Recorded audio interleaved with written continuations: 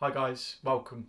Today's topic's about filming in the workshop, and what I'm trying to cover today is how I've improved it for myself. As you know, we're nowadays having to film for social media content, whether it be YouTube, Instagram or various other channels. I want to show you the solution that I've come up with so that I'm no longer fighting tripods and having to move them round to each machine for each process, or forever either doing that or forgetting that they're there and tripping over them. So I've come up with a solution.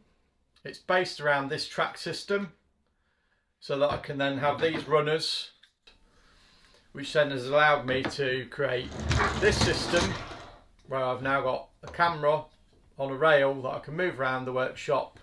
It articulates by 360 degrees, so I can put it on any track, onto any machine in my workshop. I can film easily, I can push it out the way when I want to. I'm not tripping over it, and it makes my life so much easier. So without further ado, let's get into the video and I'll show you how I've created this and what work's gone into it.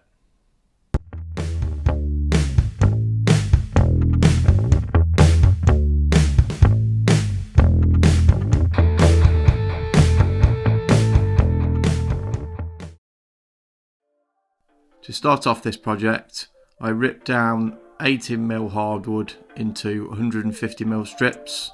I like to process my full 8x4 sheets into smaller manageable parts to then process through the table saw. These were then ripped down into 40mm strips. 3 of these then construct the rail. I'm making 8 of these rails that will be mounted on the ceiling in various locations. Here I'm just quickly sanding them up. It's just a light finish just to help the runner move more smoothly.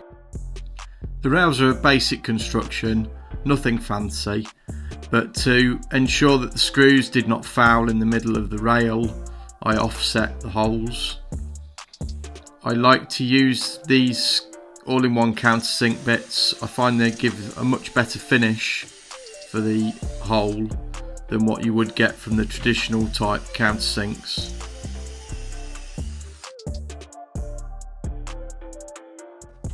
Found the easiest way to assemble the rails was to clamp it in the workbench.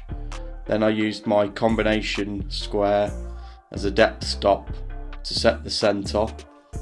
Then I used a pilot drill hole to ensure that the plywood would not split when I drove the screws in.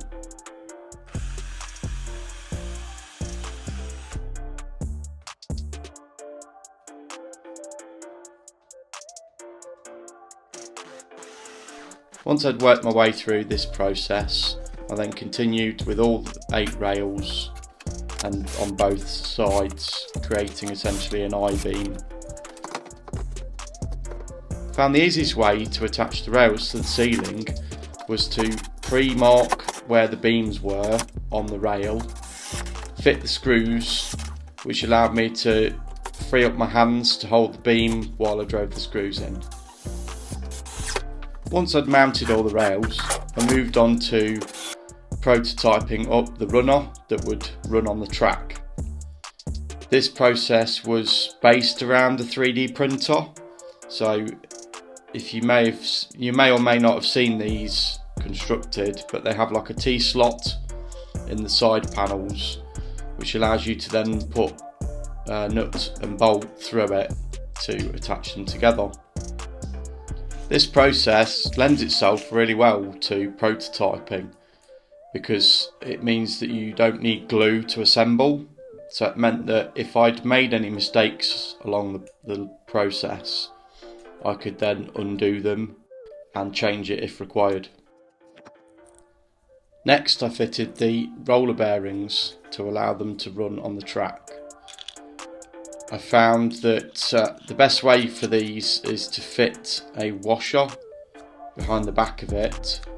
This then prevents the outer race of the bearing from binding on the wood.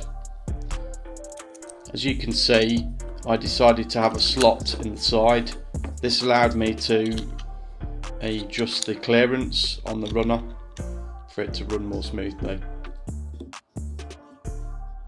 Next phase of the build was to attach 2 runners to a standard stud wall timber. This allowed me to join 2 together, which made a more stable runner for the camera to attach to. At this point you might be wondering why I've got slots in the sides and a curved cutout at the end. As you can see here, there's got some slots in the side, and actually what I was trying to do was design it to be multi-purpose. So essentially the cutouts actually for a vacuum hose to attach to, and the little notch above it is for a power cable. So the idea was to allow me to do an overhead vacuum system for my power tools.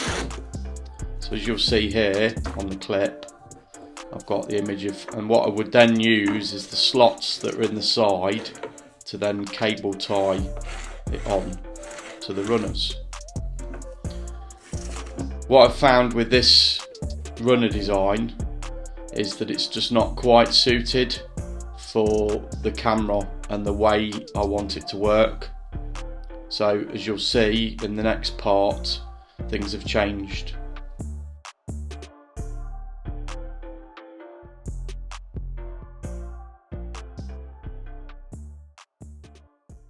So guys, thank you for watching part 1. You can see that it's come to part of a conclusion. I'm trying to make this system quite versatile, so as you can see it's got other applications. So I've resolved one issue in my workshop using this rails with the dust extraction. So now I can hook up my handheld power tools, things like my router, sander, that sort of thing. So this will help improve my dust control. Moving forward, the next video is an improvement upon what I'm doing. So you'll see that the runner is upgraded in the first part. You'll see why. It's quite obvious actually, moving forward with this system, why I've done this. I wanted to keep you guys engaged, so I don't want to make these videos too lengthy.